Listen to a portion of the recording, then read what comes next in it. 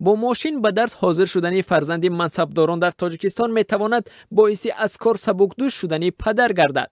طبق تغییرات اخیره که به کودکس آداب خدمتچیان دولتی وارد شد، آنها وظیفه‌دار گردیدند که از سر چنبرک ماشین نشستن فرزند دانشجویشان جلوگیری کنند. این تغییرات روز 11 آگوست از طرف رئیس جمهور امامعلی رحمان امضا شده، نسخه آن 22 آگوست به دست ما رسید. طبق تغییرات وارد شده، منصبداران و اعضای عائله‌شان باید طلبات قانونی تنظیم را رعایت کنند و نگذارند که نزدیکان ماشین خدمتی را نیز برای منفعت شخصی استفاده برند. در صورت آشکار شدن چنین حالت‌ها طبق این کودکس امکان دارد منصبداران دولتی از مقامشان برکنار شوند. رعایت طلبات قانونی تنظیم و جلوگیری از حادثه‌های با ماشین به درس رفتن فرزندی منصبداران را رئیس جمهور امامعلی رحمان بارها تاکید می‌کرد، اما برای نخستین بار این طلب رئیس جمهور حکم قانون را گرفت.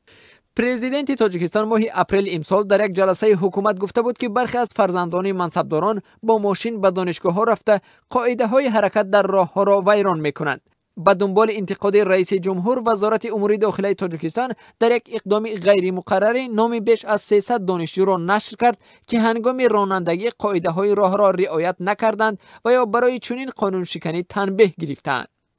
در این فهرست نام و نسب کامل دانشجو، جای تحصیلش را نوشته و گفتند که این دانشجویان در 4 ماه گذشته با اتوماشین‌های شخصی به مکاتب عالی آمده و قاعده‌های حرکت در راه را ویران کردند. بسیاری از دانشجویانی که به قول وزارت قاعده‌های حرکت در راه را رعایت نکردند، از دانشگاه ملی تاجیکستان هستند.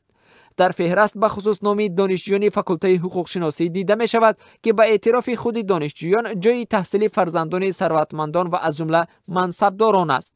ولی برخی از محصلان دانشگاه‌های عالی میگویند که در این معرکه 4 مغز بیشتر سر دانشجویان میان حال شکسته، پیوندان مقامداران باز هم از آب خوش برآمدند.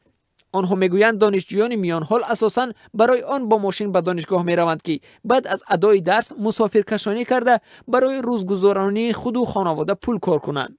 از زمان قبول قانون تنظیم عنعنه و جشن و مراسمات ملی که با ماشین به درس رفتن جوانان را محدود می کند 10 و از زمان به اجرا درآمدن قانون مسئولیت والدان در تاجیکستان 6 سال گذشته است. برخی از ساکنان این سوال را مطرح می کنند که چرا با گذشت 10 سال رعایت این قانون ها از طرف منصبداران و نزدیکانشان اکنون داغ شد. برخی از کارشناسان میگویند حکومت از این طریق میخواهد سختگیریش در مسئله تنظیم و تربیت فرزندان را به نمایش گذارد و نشان دهد که طلب رعایت قانون تنها مربوط به مردمی عادی نیست.